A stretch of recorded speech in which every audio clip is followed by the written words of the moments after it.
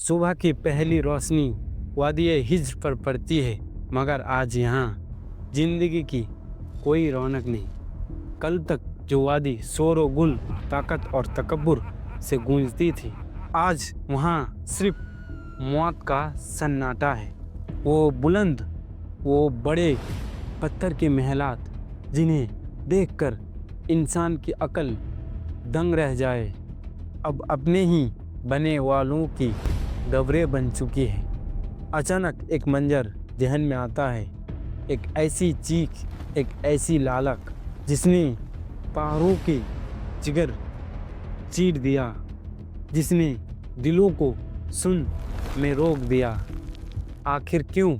کیا وجہ تھی کہ اللہ کا غضب اس قوم پر اتنی شدت سے اس قوم پر ٹوٹا؟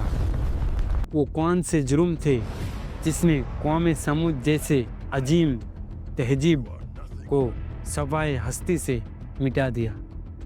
آج ہم اسی کیوں کا جواب تلاش کریں گے۔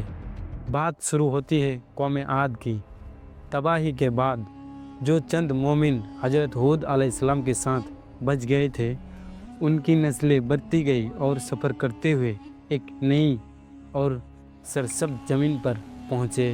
یہ علاقہ تھا وادی ہجر، اور یہی لوگ آگے چل کر قوم سمود کہلائے۔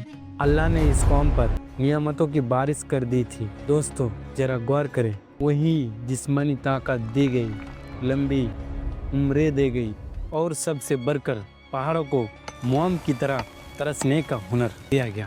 قرآن خود گواہ ہے کہ یہ لوگ میدانوں میں عالیشان محل بناتے اور پہاڑوں کو کاٹ کر اپنے لیے مضبوط گھر بناتے۔ ان کی وادیاں کھجوروں اور چشموں سے بھری تین تجارت کا عروج تھا، لیکن یہی وہ مقام ہے جہاں سے ان کی تباہی کی بیج بویا گیا۔ وہ اپنی مجلس میں بیٹھ کر کہتے، ہم سے زیادہ طاقتور کون ہے؟ انہوں نے اللہ کو بھلا دیا اور اپنی طاقت، اپنی فنکاری اور اپنی پتھر کی خداؤں کو ہی سب کچھ سمجھ بیٹھا۔ کمزوروں پر ظلم کرنا ان کا معمول بن گیا۔ یہ تھا پہلا جرم، طاقت کا غرور اور شرک۔ جب ظلم اور شرک حد سے بڑھ گیا تو اللہ کی سنت کے مطابق انہی میں سے ایک شریف اور اعلیٰ خاندان کے فرد کو چنا گیا، حضرت صالح علیہ السلام۔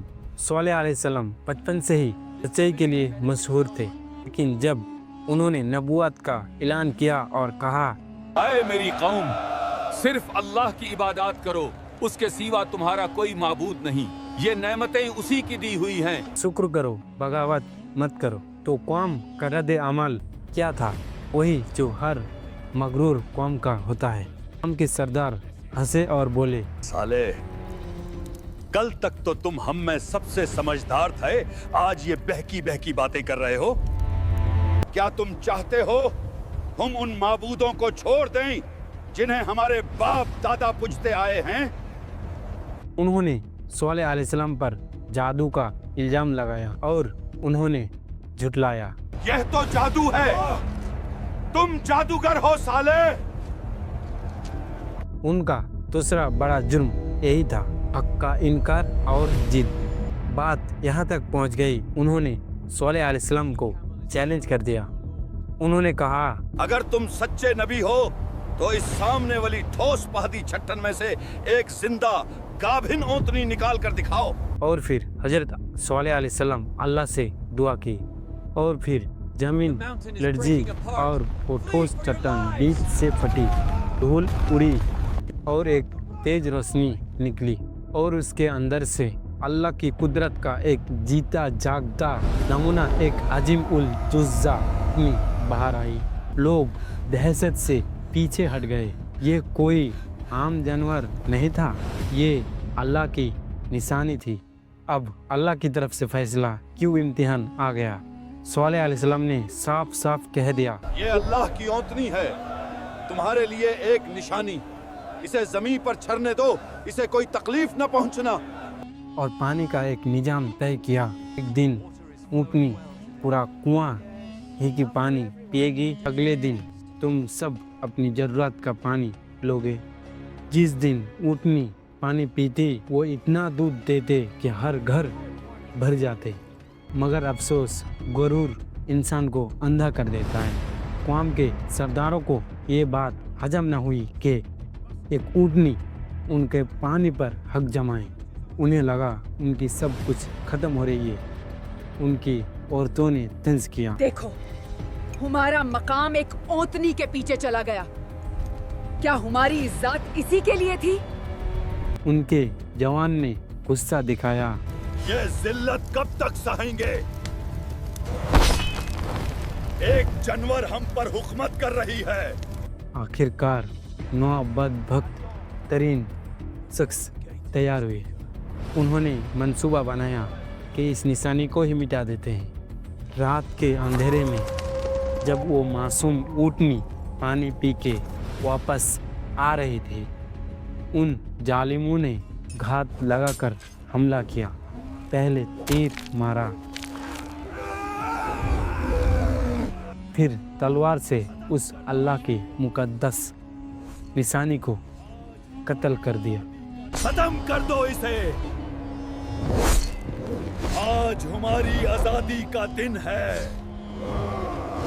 यही वो लम्हा था जब उन्होंने अपनी तबाही पर मोहर लगा दी। ये सिर्फ एक जानवर का कत्ल नहीं था, ये अल्लाह के हुक्म के खिलाफ खुली बगावत थी। ये उनके तीसरा और सबसे बड़ा जुर्म था, अल्लाह की खुली निशानी को मिटाना। हजरत सल्लल्लाहु अलैहि वसल्लम को खबर मिली और वो दौड़े चले आए। ऊँटनी की लाश को देखकर उनके आंखों में आंसू आ गए। उन्होंने अपनी कौम से कहा, तुमने क्या कर डाला? अब तुम्हारे पास 3 दिन का टाइम है। ये अल्लाह का वादा है जो झूठा नहीं होगा। आजाब का काउंटडाउन शुरू हुआ। पहले दिन सबके चेहरे जद, दूसरे दिन सबके चेहरे खून की तरह लाल, तीसरे दिन सबके चेहरे कोयला की तरह काला पड़ गया।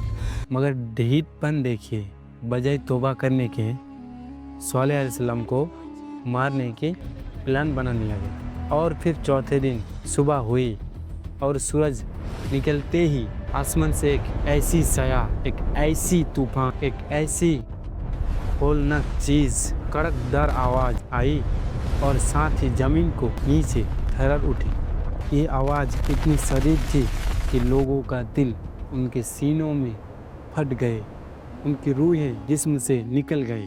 वो अपनी उन्हीं मजबूत महलों में अंधे मुंह गिरकर मर गए, जैसे कभी वो वहाँ बसे ही ना थे।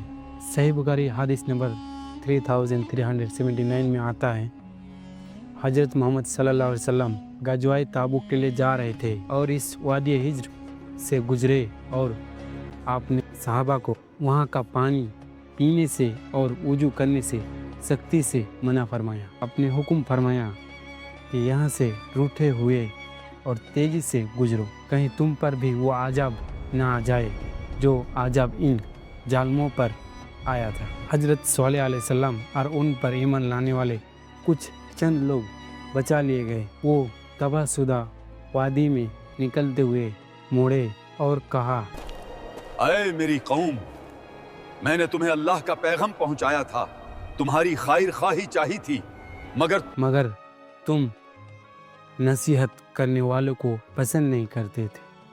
तो दोस्तों, अल्लाह ने कौम समूद को क्यों तबाह किया था? इसलिए नहीं कि वो बड़ी बड़ी इमारतें बनाते थे, बल्कि इसलिए कि उन्होंने अपनी बड़ी बड़ी इमारतों और अपनी ताकत को खुदा समझ लिया था। उन्होंने शिर्क किया, कमज़ोरों पर जुल्म किया, और जब अल्लाह ने वाज़ेही निशानी ऊँटनी को भेजी तो अपनी ताकत और गरूर में आके उस निशानी को कत्ल कर दिया।